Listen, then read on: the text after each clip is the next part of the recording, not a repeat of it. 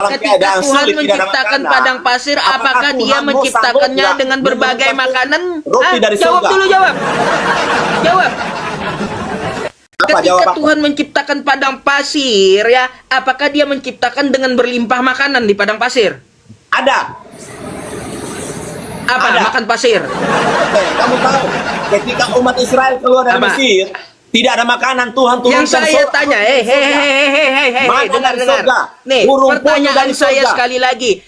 Ketika Dia menciptakan padang pasir, nggak ada hubungannya dengan Israel, ya. Makanya dengar. Katan bat ambil. Dalam masa sulit, Yang saya tanya, ketika Dia menciptakan padang pasir, ya, apakah Dia menciptakan itu dengan makanan yang berlimpah? Hah? Lalu Anda mau meminta Tuhan karena nggak ada makanan? Kalau nggak ada makanan di padang pasir itu, turunin aja makanan dari langit. Kau nabi emang? Bisakah? Bisa? Oh iya. Udah bisa ternyata. Nah. Oke. Baik. Nih Bang ya, kita tampilkan ya seorang muslim yang dipaksa ya karena dia sebagai karyawan memakai pakaian Natal. Sabar. Saya ambilkan. Ya, dipaksanya itu seperti apa? Kan untuk mengetahui dipaksa itu kan ada bahwa saya dipaksa dengan cara ini, harus kau pakai ini, kalau enggak aku potong gajimu atau aku pecat kau. Kalau itu yang nggak mungkin mereka video. Yang kalau kita lihat karyawan di toko-toko, Anda coba jalan ke mall dah ya, kayak gitu dah. Jalan ke mall. Tanya aja yang pakai pakaian sinterklas, Islam atau Kristen. Islam katanya. Pak Ustadz, gini, mohon maaf Pak Ustadz, saya pun akan tampil mengapa orang itu menggeruduk kalau ada orang yang mau memaksa orang melakukan itu, Pak. Saya enggak terima itu. Artinya kan itu, artinya apa? Aturan bosnya melanggar kan, kata Abang kayak gitu. Itu ya, pelanggaran kata Abang. Artinya apa? Aturan bosnya yang melanggar. Bukan, ini aja Pak, supaya jangan jatuh fitnah, hoax. Kan daripada dibilang saya dipaksa, ya keluar aja dari tempat situ. Kenapa harus mau dipaksa? Berarti kalau Anda ikut, berarti Anda bukan karena dipaksa, karena mau, kebutuhan. Kenapa mau dipaksa, Bang? Karena status dia karyawan dengan bos. Gimana sih? Kalau menyangkut akidah Pak Ustadz, kenapa kita mesti banyak tempat lain? Keluar aja dari tempat situ kalau memang merasa bahwa dia dipaksa. Kan gitu. Kalau mau merusak akidah kita. Ya iya. Kalau merusak akidah lebih baik keluar, tapi Bang, bagaimana dengan itu? Bang gini, kagak seenak kita membalikan telapak tangan kalau keluar dari kerjaan itu. Artinya gini Pak Ustadz. Kalau gini Bang, kalau dia langsung keluar, nanti anak istrinya makan apa? Kamu di situ. Betul. Artinya apa? Ketika dia dipaksa, akhirnya dia terpaksa melakukan. Bukan berarti dia tidak mau keluar. Dipaksanya itu dalam bentuk seperti apa? Ancaman atau kata-kata atau apa Pak Ustadz? Itu yang saya mau tahu. Lah, aturan dari bosnya, aturan dari pekerjaannya. Aturan bisa kita cari. Tanggal 25 menyambut Natal, maka memakai pakaian sinterklas. Kayak gitu. Itu barangkali bagi yang Kristen, bagi yang Muslim kan enggak diharuskan, Pak. Bang, Anda jalan-jalan ke tempat saya, nanti saya bawa jalan ke mall. Banyak tuh orang pakai pakaian sinterklas. Tanya aja agamanya apa? Islam. Memang. Ya, artinya kan Pak Ustadz bilang dipaksa itu kan harus yang bersangkutan yang menyatakan bahwa dia dipaksa, nggak boleh pihak lain. Ya iya, nih Bang. Ini contoh beritanya tuh, ya. Oh, berita bukan karyawan tuh, dari dia. Ya. Iya, di beritanya pun ada tuh, ya. Kalau kita lihat berita-berita, nggak ada suaranya, Pak Ustadz. Sejumlah karyawan masih memakai, tuh, ya, pakai kerudung, pakai topi sinterklas pula. Macam apa? Iya, itu kan video. Gini Pak Ustadz, pakai jilbab loh. Pakai jilbab, disuruh pakai kan apa? Topi sinterklas. Artinya gini, yang saya pegang tadi Pak Ustadz bilang dipaksa. Rupanya itu kan berita Pak Ustadz. Nggak ada pengakuan langsung dari yang bersangkutan. Ya udah, abang lihat dulu ya tuh videonya. Mereka dipaksa atau kagak? Ya. Habis. Kalau saya bukakan semua di sini bang ya, nanti kena copyright. Masalahnya gitu. Ya, jadi gini Pak Ustadz, itu menyangkut tentang keinginan hati, itu sebenarnya pilihan hatinya Pak Ustadz. Kalau hatinya bertentangan dengan itu, pasti dia keluar. Nggak mungkin. Iya, Jadi- orang-orang sudah saya bilang, Bang, orang keluar dari pekerjaan itu enggak semudah membalikkan telapak tangan, enggak. Kalau Iya, kita betul. balik tangan mudah kali gitu. Kalau orang keluar dari Betul. pekerjaan bukan kayak gini.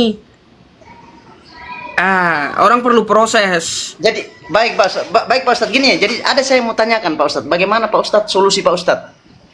Kalau begitu, ini banyak teman-teman saya Muslim, mereka Muslim taat 5 waktu sholatnya, tapi mereka kerja sama Iya. orang Jepang, mereka kerja sama orang Jepang. Pak Ustadz. Solusinya kayak bagaimana, gini, ya, bagaimana karena- solusi Pak Ustadz dengan itu?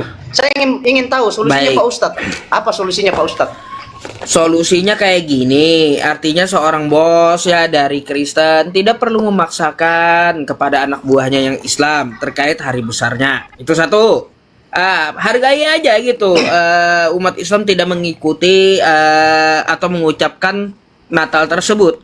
Dan seorang bos yang Kristen tadi ya itu harus memahami keadaan Muslimnya, bukan memaksakan gitu. Iya. Itu aja sih solusinya. Lakum dinukum Iya, artinya waliyadin gini, aja. dari sisi pekerjaan untuk kebutuhan hidupnya, apa solusinya Pak Jangan Ustadz? bikin aturan. Jangan Lah. bikin aturan karyawan memakai atribut Natal. Jangan bikin aturan. Udah tahu Nah, juga saya rasa sih- karyawannya Muslim agamanya kan gitu. Muslim tuh agamanya. Nggak usah bikin aturan bahwa hilang. Mana hilang dia? Gak usah bikin aturan. Pahami karyawan kau itu Muslim. Yang dalam Muslim banyak aturan tidak boleh memakai atribut Natal atau mengucapkan. Karena apa? Karena di dalam Islam dalilnya lengkap yang seperti itu. Tidak boleh mengucapkan selamat Natal tuh ada dalilnya. Yang memakai atributnya juga ada dalilnya. Jadi Islam itu dari tindak tanduk, dari suara ya, setiap yang dikeluarkan itu hati-hati gitu. Berhati-hati. Makanya Islam itu agama yang teratur gitu loh, Bang. Bang Holong, selamat siang. Iya. Kenapa nggak dihajar tadi Bang Holong? Sikat lah. Gini loh, kalau mengenai tema Ustadz nih, ya aku nggak bisa ngomong. Kan udah aku bilang semalam, yang mau dirayakan hari ulang tahunnya itu abang aku Marga Manalu, gitu. Iya. Loh, Bang, masa Yesus Marga Manalu? Serius kau itu? Itu nggak aku yang bilang. Ada loh. videonya Kalau- emang? Ada. Yesus Marga Manalu, teman-teman. Itu lawan diskusi aku yang ngomong. Kan gini ceritanya. Minta Aku. rekamannya, Bang. Kan setiap live tuh kan ada rekaman tuh ya. Nah, coba downloadin, Ada. kirim ke WA saya. Nanti saya minta, Iya, tuh, saya angkat jadi VT. Serius gitu. Ya Yesus apa? Marga Manalu. Ceritanya gini Ustadz, aku cerita dikit ya Ustadz ya. Dia naik, ngajak aku diskusi. Lalu aku katakan, dia kan ngomongin aku dalil. Apa hubungan dalil dengan agama? Ini lintas agama. Kamu bertahu aja ya, Yesus itu adalah suku Batak katanya.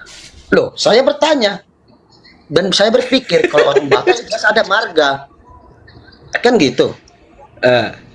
Ketika Lalu? itu saya katakan, kalau memang Yesus suku Batak, lalu marga apa? Marga mana lu Bang Holong? Makanya tahu adat katanya. Dia mago. Marga Manalu.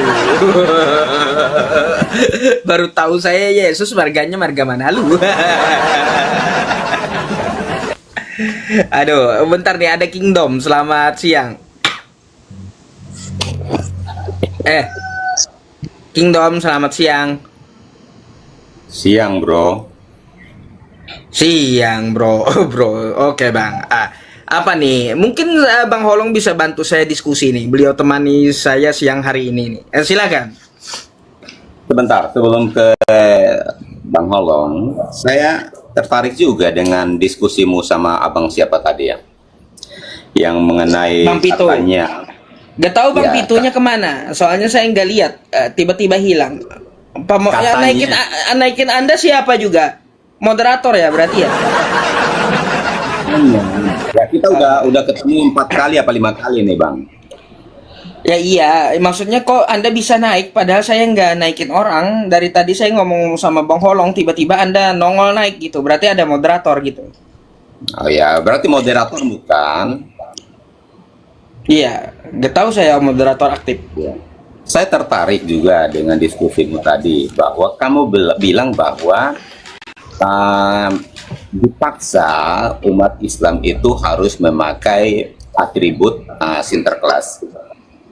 Dan satu hal yang perlu saya sampaikan kepada Ustadz dan juga semua Islam, bahwa Sinterklas itu bukan atribut Kristen ya.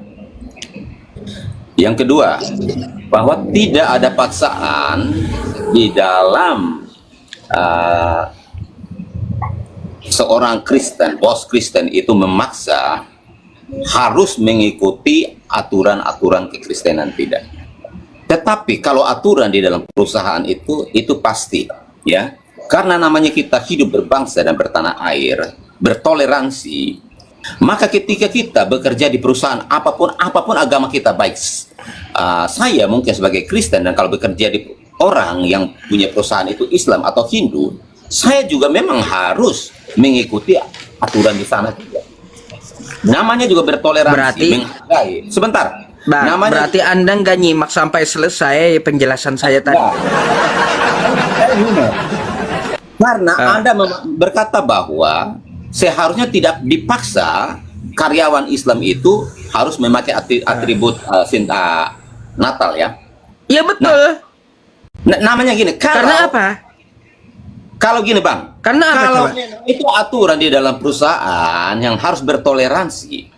Baik itu Anda mau Islam atau mau Hindu, tetapi kalau ketika Kristen merayakan, Anda juga harus bertoleransi dengan memakai.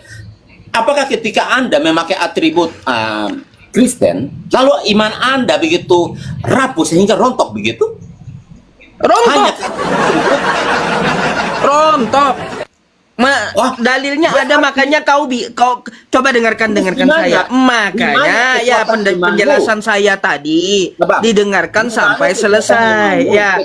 Kalau kata Anda mengikuti aturan kan gitu dari perusahaannya lalu dipaksa memakai atribut Kristen, maka orang itu dijatuhi hukum man tasyabbaha biqaumin fahuwa minhum.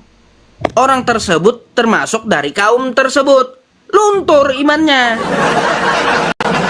Kegada ya akidahnya. Makanya gini, artinya apa? Kau yang Kristen kagak bisa memaksakan meskipun aturan dari kantor Anda kalau mengetahui bahwa karyawan Anda itu adalah Islam, gak usah dipakai aturan itu. Kayak gitu cara toleransinya. Kalau Anda betul-betul meneriakan toleransi seorang bos, ya bentar. Seorang bos yang mengatakan bahwa aturan di dalam perusahaannya itu harus memakai pakaian Sinterklas. Padahal umat Kristen udah tahu, umat Islam nggak boleh seperti itu. Lalu dipaksakan aturan itu terhadap karyawan Islam. Nggak boleh. Kalau begitu, kenapa umat Islam tidak menyediakan pekerjaan bagi umatnya sendiri? Kenapa harus bekerja pada umat yang lain? Lah, umat Islam kenapa tidak? Gini, kenapa umat Islam apakah tidak ada pekerjaan sesama Muslim? Udah banyak.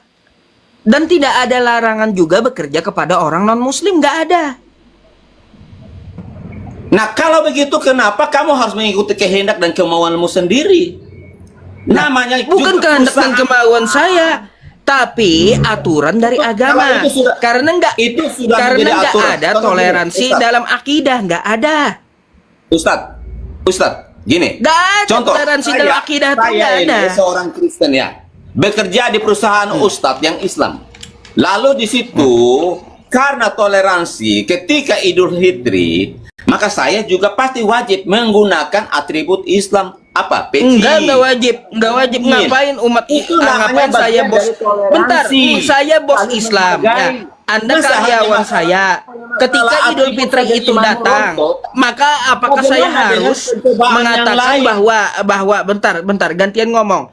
Gini, kalau saya bos dari Islam, ya Anda karyawan saya. Idul Fitri datang, apakah saya harus memaksakan Anda yang Kristen pakai sorban? Kagak. Buat apa gitu? Karena Anda itu Kristen, bukan Islam. Ya, kalaunya Anda Kristen, silakan Anda ikuti aturan agama Anda, meskipun datang Idul Fitri. Paham? Gak perlu saya paksakan nanti Anda pakai sorbannya sampai 7 tingkat di kepala. Gak perlu.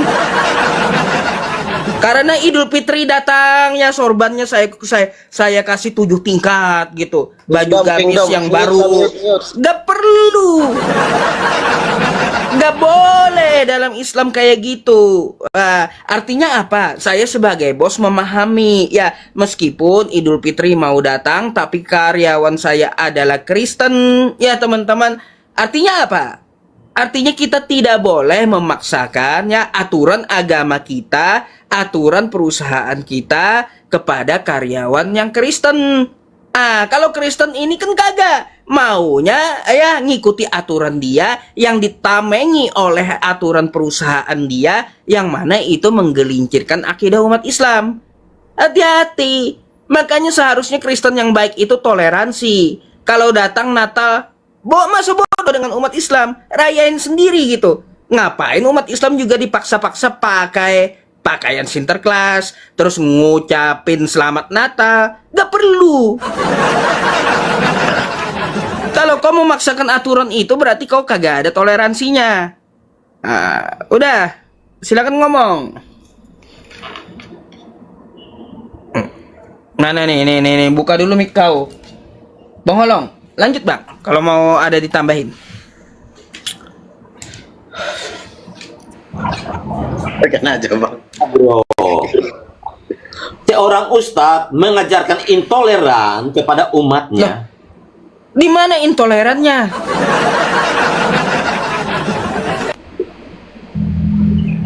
Di mana yang intoleran itu? Anda memaksakan hari besar Anda pada umat Islam.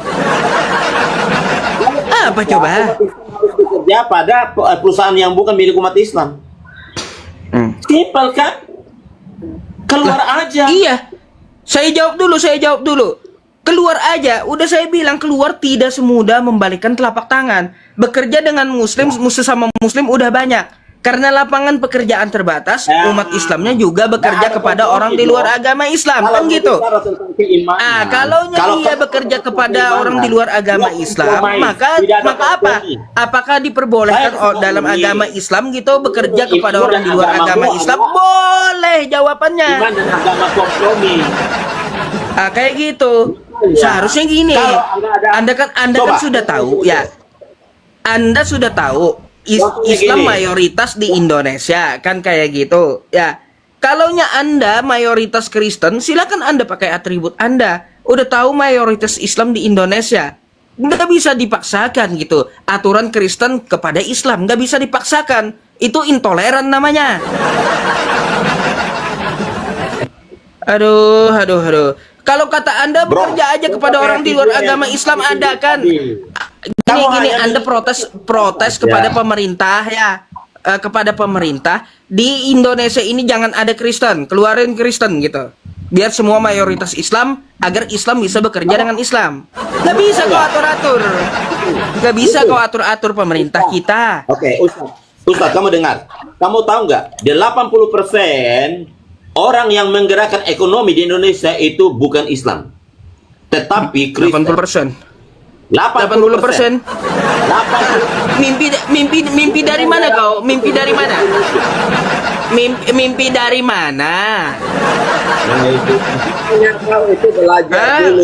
Mimpi dari mana? Gini, saya kasih tahu kau ya, yang merugikan negara paling banyak itu adalah umat Kristen. Coba lihat yang korupsi paling tinggi sampai 300 T. Apa? Kristen. Lihat ya jajaran-jajaran politik ya tentang masalah korupsi. Korupsi yang gede-gede agamanya apa? Kristen. 80% menjalankan ekonomi negara apa? 80% merugikan negara. sekali korupsi enggak nanggung gitu, enggak 1-2 M lagi, ratusan triliun gitu. Ada lagunya Ustaz. Ustaz. Coba tuh istri dari Sandra Dewi apa agamanya? Lanjut Bang Holo. Silakan, mungkin kalau ada yang mau ditambahkan. Ada lagunya itu Ustaz. Andai ku gadis Tambunan. Iya. Jadi gini bro, Iya, kalau emang. bicara tentang kejahatan, korupsi atau apa itu oknum ya. Tetapi kalau kita mau Berarti gini aja udah, berarti yang menggerakkan ekonomi di Indonesia bukan Kristen, oknum. Nah, gitu juga. Jangan kau bawa-bawa kayak gitu. Kalau kamu bicara korupsi, siapa yang memupuk korupsi di Indonesia berpuluh tahun itu? Siapa yang mengajarkan korupsi berpuluh tahun di Indonesia? Kau gabung ya, jajaran pejabat yang korupsi di Indonesia gabung seluruh pejabat tersebut yang beragama muslim. Berapa tuh yang pejabat beragama muslim dia korupsi? Totalin semua digabungin sama satu Kristen aja kalah mereka. Yang pejabat muslim korupsinya 100 orang. Total yang dikorupsi oleh dia itu paling 100 teh. Kan gitu. Bentar. Kau dengar dulu gitu.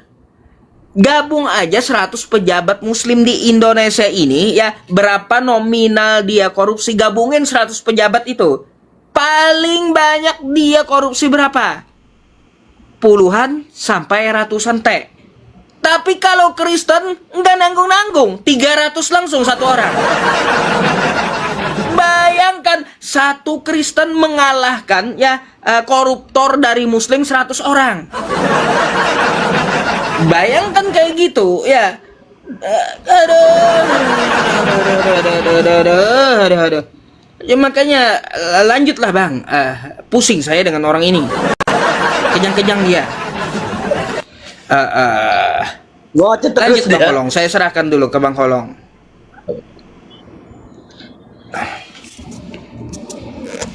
Kalau mau betul nggak teman-teman? Itu yang edukatif. Jangan memupuk kebencian. Makanya dari tadi itu saya itu bicara. Saya dengar pakai headset nih. Kemanapun saya dengar. Kamu ajarkan. Menurut kamu gimana Bang Holong? Kak, seperti yang dirasakan oleh Bang Ana Ustadz ini. Kalau nggak mau, ya udah nggak usah kerja di perusahaan Kristen, simpel aja kok. Lah. Dan kalau kita ini mau hidup bernegara, berbangsa dan bertanah air, saling menghormati, artinya perbedaan ini kita harus saling menerima. Dengan apa? Dengan kita mendukung saudara kita kalau dia berhari raya. Apakah ketika saya mendukung saudara Islam berhari raya, artinya iman saya goyah? Semurah itukah iman saya ketika hanya beratribut lalu iman saya goyah?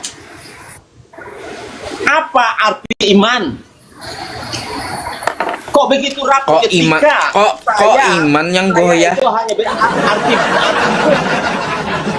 iman goyah apanya? Iman goyah akidah. Kok bisa bedain akidah dengan iman, guys? Kalau kamu mau bicara inilah akidah, susahnya. Kalau kamu mau bicara akidah, ngapain cari makan sama orang yang bukan Islam? Cari makan itu muamalah.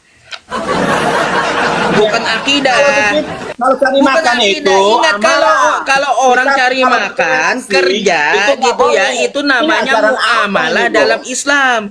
Hubungan sesama manusia. Itu orang cari makan hubungan sesama manusia.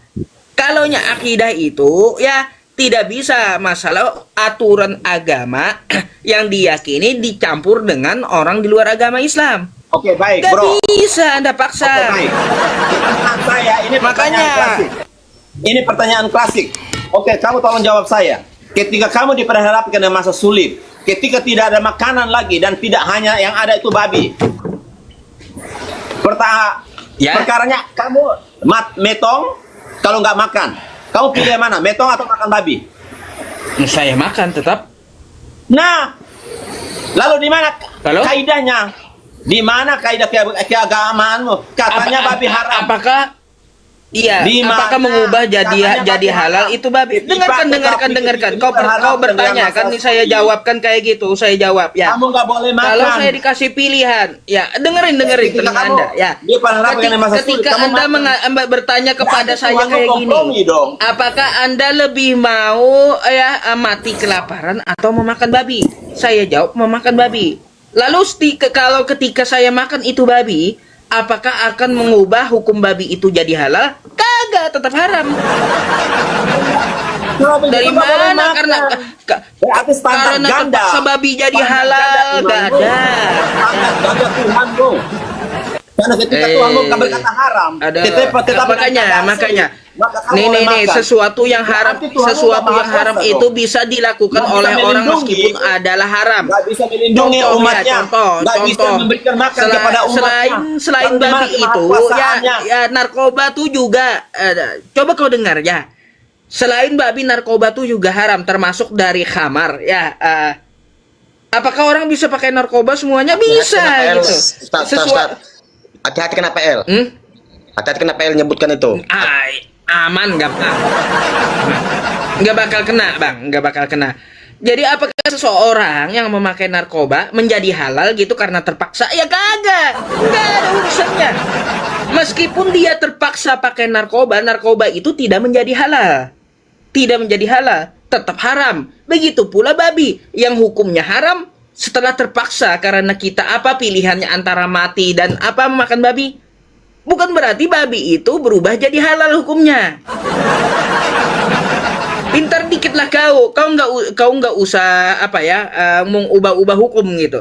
Bukan dulu kamera mute kau, gantian ngomong. Kalau nggak saya mute mengatakan terus. babi itu haram siapa? Lah, kata Anda kan pilih yang mana kan gitu. Saya Oke, pilih makan kamu babi. bilang babi haram. Yang mengatakan babi haram siapa? Anda bertanya pilih mati atau makan babi kan? Udah selesai karena ternyata Tuhanmu kompromi dengan mati dan Bukan kompromi. dan babi. Berarti dia kompromi. Haram tetap haram. Pertanyaan saya. Tuhan yang nggak mengatakan ada babi kompromi haram siapa? mengubah hukum. Ingat. Yang mengatakan babi haram Tuhan siapa? tidak ada kompromi. Kalau haram tetap haram. Nggak ada kompromi. Dia tetap dengan hukum dia. Tapi karena ikroh kita, ya kita terpaksa memakan yang haram. Tinggal apa? Karena Lalu kita di mana mempunyai alasan kemahakuasaan Tuhanmu bertahan hidup, membiarkan bertahan hidup, umatnya lalu kita berdosa makan yang haram. dengan makan yang haram. Seharusnya Apanya? Tuhanmu sanggup menjaga, melindungi dan memberkati umatnya ketika di dalam masa sulit kelaparan itu. Kenapa tidak sanggup menolongnya? Kenapa? Halo, Bang. Dulu waktu di padang pasir ya, apakah semua makanan ada bumi ini dia ciptakan? Kamu tahu di padang pasir, dengarkan. Di padang pasir ada ketika nggak, saya tanya dulu, ada nggak? ada di Mesir tidak ada makanan. Tuhan Ada nggak? roti. Tuhan menurunkan roti Ada dari nggak? surga Saya untuk tanya umat ada Israel. nggak? Ada. Tuhan menyediakan makanan bagi umatnya. Saya tanya ketika kau umatmu, sekali umat lagi Islam jawab. ini dalam Ketika keadaan Tuhan sulit, tidak ada menciptakan makanan, padang pasir, apakah Dia Tuhanmu menciptakannya sanggup dengan nggak berbagai menurunkan makanan? roti dari Jawab surga? dulu, jawab. Apa Ketika jawab aku? Tuhan menciptakan padang pasir ya, apakah Dia menciptakan dengan berlimpah makanan di padang pasir? Ada. Apa? Ada. Makan pasir. Oke, kamu tahu ketika umat Israel keluar dari Apa? Mesir, tidak ada makanan, Tuhan turunkan Yang saya surga. tanya, Mana dengar. dari surga? Nih, Burung pertanyaan puyuh dari saya surga. sekali lagi. Ketika Dia menciptakan padang pasir, nggak ada hubungannya dengan Israel, ya.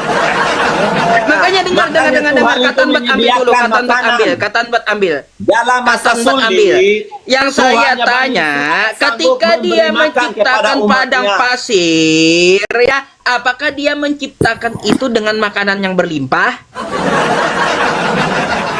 Hah? Lalu Anda mau Nggak meminta nyambung, Tuhan Ustaz. karena nggak ada makanan? Kalau nggak ada makanan di padang pasir itu turunin aja makanan dari langit. Kau nabi emang. Ini makananku dari langit. Bedakan manusia biasa dengan nabi. Ya.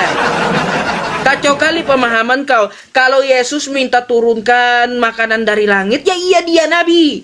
Di Al-Quran pun juga ada bahwa Yesus meminta makanan dari langit. Ada dalam Quran.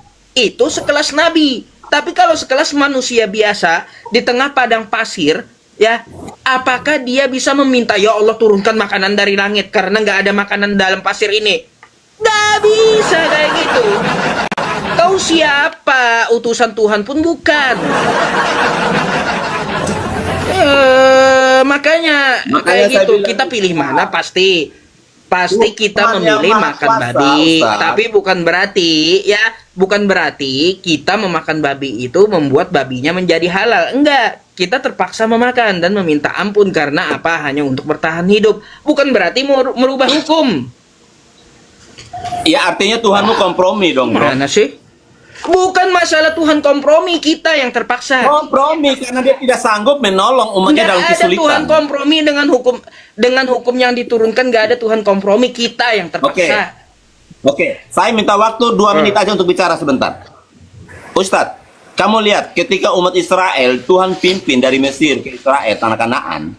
Ketika mereka tidak ada makanan, Tuhan turunkan mana dari surga, roti dari surga, puyuh dari surga, supaya mereka bisa makan. Nah, bagaimana kamu bilang bahwa Tuhanmu Maha Kuasa, tetapi ketika kamu lapar, yang tinggal yang ada hanya bebon, tapi kok itu bisa dimakan? Bang, izin bang, tadi ini kau udah kemana-mana bang. Fokus saja, fokus. Kalau udah diturunkan sama Tuhan ya berarti ada.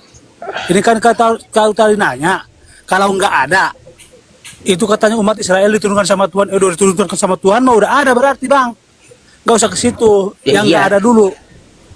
Kau udah kemana-mana? Yang nggak ada di padang pasir tadi, gitu. Di padang pasir tadi di tengah makanan. Di tengah nih, saya contohkan kepada dia. Di tengah padang pasir nggak ada makanan, ya. Lalu cuma ada babi, Anda pilih mati atau makan babi? Yang kedua, ketika Elia di sungai. Tak jawab dulu. Kau pilih makan babi atau mati? Saya itu makan karena saya nggak ada yang namanya haram. Berarti apa? Karena kau yang terpaksa kan memakan babi? Saya makan segalanya. Iya. Bisa nggak kau minta? Kau bisa nggak minta sama Tuhan, ya Tuhan nggak ada makanan nih, cuma ada babi. Turunkan makanan dari langit. Bisa kau gitu? Tuhan bilang ada babi, sudah kemakan. Kok masih ada kok, kecuali kalau nggak ada makanan sama sekali. Makanya kau tanya tadi seperti apa konteksnya ke Bani Israel. Mana sawah ada diturunin makanan. Tuh ada namanya. Yang ditanya itu kalau nggak ada makanan, cuma ada babi. Ya, apakah kau makan babinya? Kata kau nggak mau saya makan babi. Saya minta turunin makanan dari langit. Kayak Nabi Musa, kayak Nabi Isa. Kau Nabi emang? Nggak sadar diri. Aduh, lanjutlah Bang Farah sama Bang Holong. Mana kemahakuasaan Tuhanmu, bro? Bang, Coba buktikan. Bang, bukan Apa begitu cara. kemahakuasaan Tuhanmu? Ini Kingdom, sabar dulu Kingdom, sabar bentar. Ya, abang tadi narasinya mulai daripada apa sampai kemana sampai ke babi sekarang ya. Gini, mungkin ini hari Minggu, wajar aja ya hari Minggu itu memang harus menyampaikan khotbah ya. Jangan sampai nanti aku buat kolektif ini bang, hampir puluhan bang. Di sini bukan tempat khotbah. Iya. Gak apa-apa kok ustadz-ustadznya suka terima juga duit dari jemaah-jemaahnya. Datang sih. Teman-teman buat kolektif ya sama perpuluhan ya teman-teman ya. Ini khotbah dia nih. Iya. Lanjut Bang Holong. Saya kasih waktu lah sama Bang Holong kan. Sampai ke korupsi. Bang Holong saya naikin tadi. Sampai ke sekarang kuasa tentang Tuhan. Ini bisa saya buat kolektif sama perpuluhan ini bang. Karena hari Minggu sekarang. Gak apa-apa. Kamu kolektif aja di umatmu. Heran aku mulai tadi nggak ada satupun yang tuntas. Abang udah lari kemana-mana. Sekarang tujuan abang kesini itu nggak mau ngapain, mau bahas apa? Sedangkan kita punya tema. Saya mau nanggapi Yusuf tentang diskusinya sama kawan tadi, perusahaan di mana orang Islam kerja sama orang Kristen. Lah, kan udah dijelaskan, kau nggak terima kan gitu? Macam mana? Lanjut Bang Ya, Holong. anggap saja itu sudah selesai. Di sini saya bisa tahu bahwa kamu mengajarkan intoleransi kepada umat Islam. Oh, salah. Saya mengajarkan lakum dinukum waliyadin. Ya, yang saya katakan berarti Kristen mengajarkan intoleransi kepada umat Islam kalau waktu Natal udah mau sampai. Jadi Kristen itu mengajarkan intoleransi di dalam umat Islam ya, karena dengan paksaan gitu. Jadi yang mengajarkan intoleransi bukan saya, tapi apa? Kristen. Dah, tuh lanjut Bang Holong.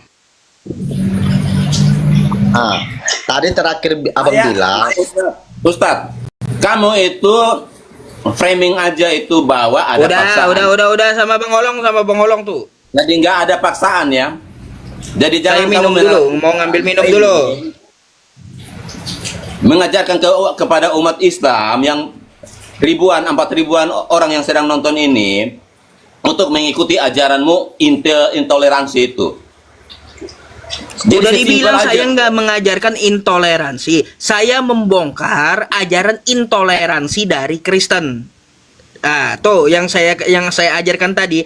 Saya sekali lagi ya kau catat. Oh, gitu. Saya tidak Jadi mengajarkan gereja-gereja, intoleransi, tapi gereja-gereja saya yang membongkar ditutup. ajaran Kristen yang intoleransi Oke, kalau bro. Natal udah sampai. Ya. Ya, Tuh. gereja-gereja yang ditutup, umat Kristen lah yang ibadah dipersekusi, itu intoleransi enggak tuh, bro? Itu salah Kristen. Siapa suruh bangun gereja tanpa izin prosedur yang jelas? Ya. Ini bukan masalah Lalu digeruduk izin. juga katanya berdoa di kemarin di rumahnya Kidahu saja, digeruduk terus juga datang kan ditutup. gitu. Siapa Coba kamu suruh lihat. juga rumah jadi gereja? Siapa suruh? Namanya orang berdoa itu nggak perlu harus di gereja, dimanapun, di hutan pun, di goa pun nggak masalah. Karena Yesus sudah mengajarkan Ya bahwa nggak yang menyembah masalah, Bapa nggak masalah itu kalau dalam roh dan kalau kau berdoa kebenaran. sendiri Tidak nggak merujuk- masalah. Tidak merujuk kepada tempat.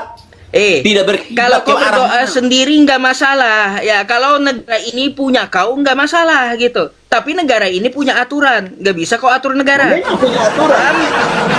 Kamu Ya lihat makanya saja. ikuti aturan negara Begitu gitu. banyak Kalau titik kau yang tidak mengikuti yang aturan beredar negara itu. wajar digeruduk orang. Ketika Kayak macam mana? kami beribadah saja sudah digeruduk, ditutup, dihancurkan. persembahan kami Lalu di mana toleransinya, bro? sekali. Makanya 4.000-an orang saya minta kalian, saudara-saudaraku Islam. Gini Yusuf, Lagian begini Bang nenek Kindo. saya itu menikah dengan orang Islam. Mantan ketua DPR. Basi. Saya turunkan Bang Holong ya. Kalaunya udah kehabisan argumen gini Bang Holong, keluarga saya banyak yang Muslim, itu kehabisan udah. Kau kagak usah ya ke masalah cerita keluarga kau kan kayak gitu sedikit Bang Holong. Saya yang menyediakan makan setiap hari itu adalah Ibu Naomi, agamanya Protestan. Kalau keluarga kau dia nggak sediakan kau makan tiap hari, cuma keluarga. Kalau saya ini langsung yang sediakan makan saya tiap hari Ibu Naomi, agamanya Protestan. Jadi basi kalau kau punya keluarga Islam, basi udah itu. Oh, lanjut Bang Holong sama yang lain kita diskusi. Kingdom dia nggak waras gitu. Cari yang waras saja. Iya. Bang Paras, assalamualaikum ya. Biarkan Bang Holong dulu giliran diskusinya. Kalau saya terus yang ngomong hilang tar suara. Ini Ustaz. Ini Ustaz. Gimana, Ini Bang? kamu sengaja nih kamu Ustaz. Tadi saya bilang semalam ada mengatakan Yesus sebagai marga Manalo. Kamu naikkan pula lagi sekarang marga Manalo. Selesai. Ya buat konfirmasi kan Yesus marganya Manalo gitu. Oke lah, Yesus cocok. marganya Manalo. Halo Bang Manalo, Frankie Manalo, selamat siang. Horas pra. Frankie Manalo. Ya, silakan Bagaimana? Bang Frankie. bentar Bang Holong, karena dia nggak bisa open cam, Bang Franky, bisa kami pinjam akun temen yang lain dulu yang bisa open cam, karena syaratnya open cam gitu. Bang Paras tolong open cam juga, biar tidak ada kecemburuan sosial gitu. Oh, belum bisa open cam ya? Iya, ya harus open cam Bang. Tadi kan kita ngomong jelas sama siapa kan orangnya gitu, masa kita ngomong sama gambar, kan gitu ya. Jadi biarkan Bang Paras open cam.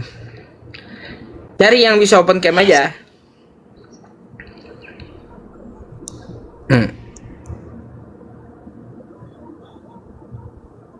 Coba bentar ya, saya naikin lagi yang lain. Bang Paras open cam Bang Paras.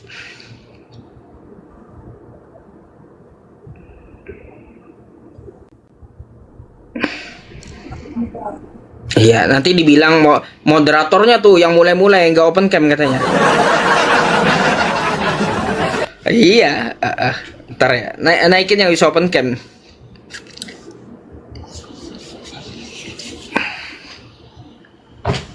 Ronald, mana namanya Ronald? Ntar.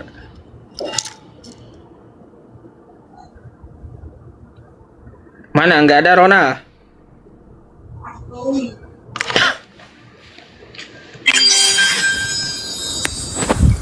Halo, Apa ini? assalamualaikum Halo, Pak selamat. Ustadz dan Bang Holong. Waalaikumsalam. Iya. Ya, maaf. Waalaikumsalam warahmatullahi wabarakatuh. Saya izin sebentar karena saya ada pertanyaan nih yang lumayan kepikiran beberapa hari ini, Ustadz. Apa itu? Oh ya, jadi saya tinggal dan menetap dan kerja di Belanda, Pak Ustadz. Dan di sini perusahaan yang tempat saya kerja itu mengundang kita semua untuk ke acara Natal. Nah, sikap tahun lalu saya ikut karena dulu tahun lalu ya saya belum mendalami Islam, tapi tahun ini saya jadi kepikiran gitu Ustaz. Jadi baiknya gimana ya Pak Ustaz ya? Di sini mayoritas kan juga Kristen dan ya saya bingung juga Ustaz. Boleh Bang. Kalau kita menghindari kan biasa ya boleh kita beralasan nggak bisa masuk atau sakit atau seperti apa. Atau abang mau jujur sama bos kita di dalam agama Islam mempunyai aturan kan gitu. Gak usah ikut. Ini saya mungkin jelaskan sekali lagi sebagai bahan ini juga ya untuk kita ya semua teman-teman yang muslim dan yang menonton 3.600 orang, bagaimana hukum mengikuti dan mengucapkan selamat Natal kan gitu. Ini saya ulang lagi dalil-dalilnya ya gitu. Pertama-tama ya teman-teman, dalil kita mengucapkan selamat Natal apakah diperbolehkan? Jawabannya tidak. Apakah ada di dalam Al-Quran? Di dalam Al-Quran secara konteks gitu ya. Di dalam Quran surah Al-Furqan ayat 72 yang berbunyi walladzina la yashhaduna zura, orang yang melakukan persaksian palsu gitu. Kita dalam agama Islam nggak ada istilah Natal. Kalau kita mengucapkan selamat Natal, maka artinya kita menyetujui. Kan kayak gitu. Menyetujui dan ridho. Dan ridho atas kekufuran mereka. Itu satu dalilnya. Yang kedua, man tasyabbaha biqaumin fahuwa minhum. Barang siapa yang meniru suatu kaum, maka dia termasuk dari kaum tersebut. Tuh, dalil yang kedua. Kalau abang mengikuti perayaan mereka, ya, mengikuti misa mereka, maka abang termasuk dari kaum tersebut. Dan laisa min ummati, kata Rasulullah, bukan termasuk umatku. Artinya Anda lepas, bukan umatnya Rasulullah Shallallahu Alaihi Wasallam. Itu yang kedua, dalil dari hadis. Yang ketiga, ya bang ya, abang udah menikah belum?